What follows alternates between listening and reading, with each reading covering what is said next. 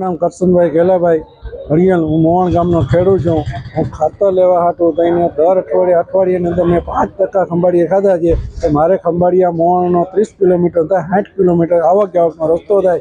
રિક્ષામાં બેસીને આવું, રિક્ષામાં બેસીને જાવું, ખાવા પીવાનું કંઈ મળે નહીં।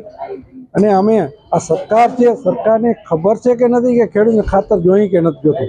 તો સરકાર શું કરવા માગે છે? સરકારને ન આપવું તો ના કહી દઈએ તો અમારે ખાતર વિના ખેતી કેમ કરવી? જય ભારત, જય હિન્દ। મારું નામ કરશનભાઈ।